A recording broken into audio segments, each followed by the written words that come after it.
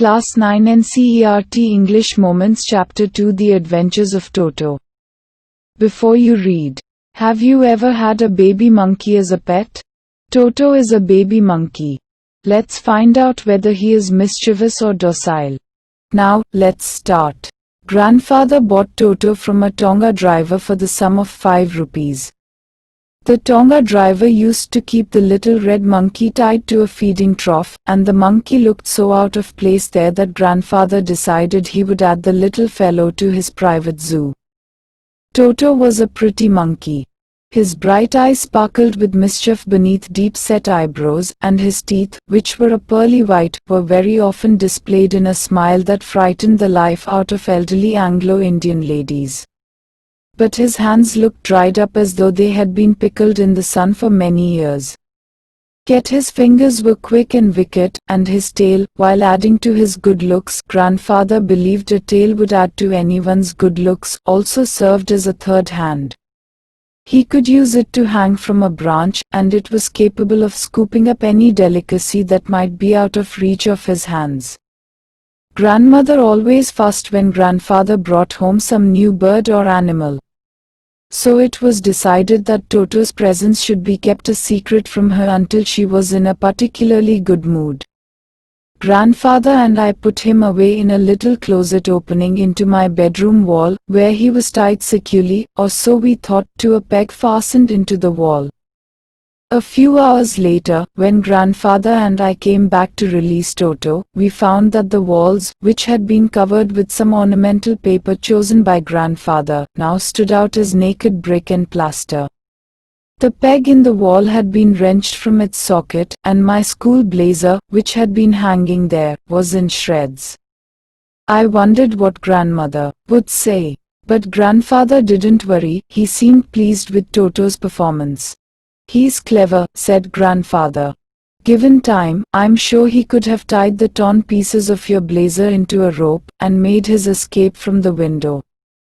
His presence in the house still a secret, Toto was now transferred to a big cage in the servants' quarters where a number of grandfather's pets lived very sociably together, a tortoise, a pair of rabbits, a tame squirrel and, for a while, my pet goat.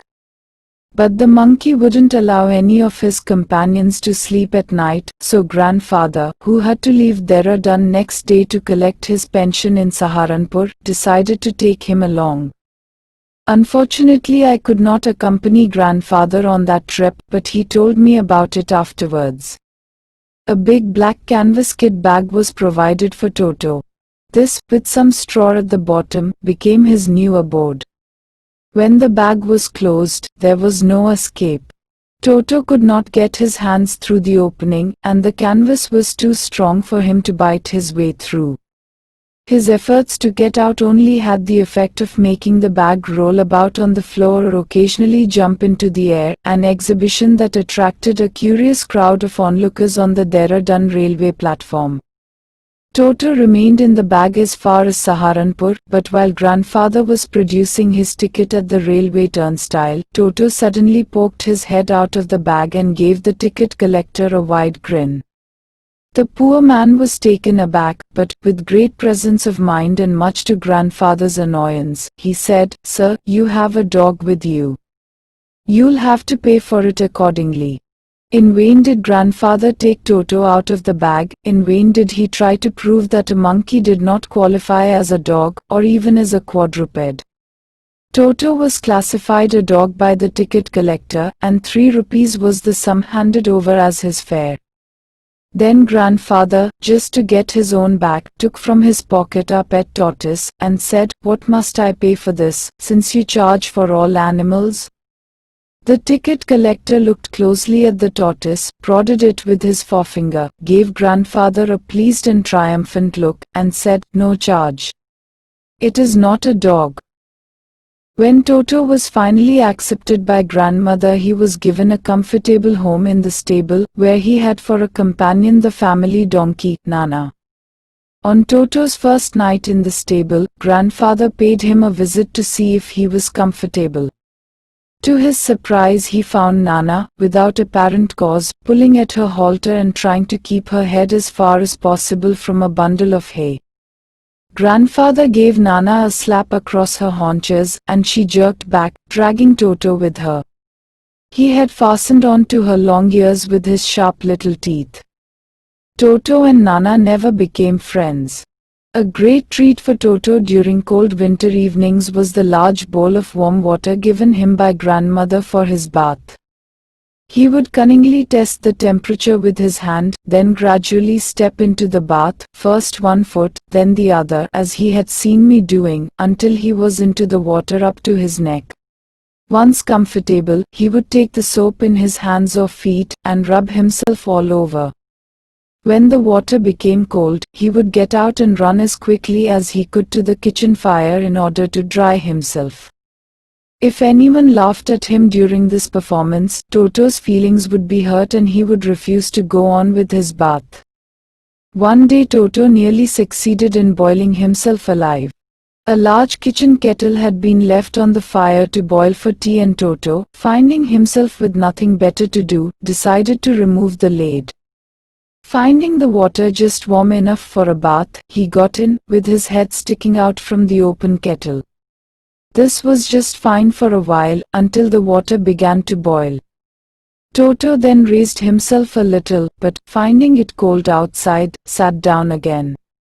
He continued hopping up and down for some time, until grandmother arrived and hauled him, half-boiled, out of the kettle.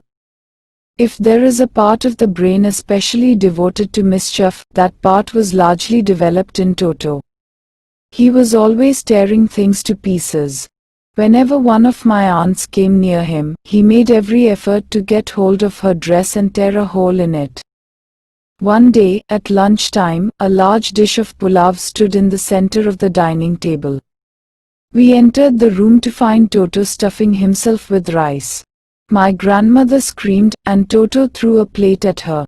One of my aunts rushed forward, and received a glass of water in the face. When grandfather arrived, Toto picked up the dish of pulav and made his exit through a window. We found him in the branches of the jackfruit tree, the dish still in his arms. He remained there all afternoon, eating slowly through the rice, determined on finishing every grain. And then, in order to spite grandmother, who had screamed at him, he threw the dish down from the tree, and chattered with delight when it broke into 100 pieces. Obviously Toto was not the sort of pet we could keep for long. Even grandfather realized that we were not well-to-do, and could not afford the frequent loss of dishes, clothes, curtains and wallpaper. So grandfather found the Tonga driver, and sold Toto back to him, for only 3 rupees. By Ruskin Bond.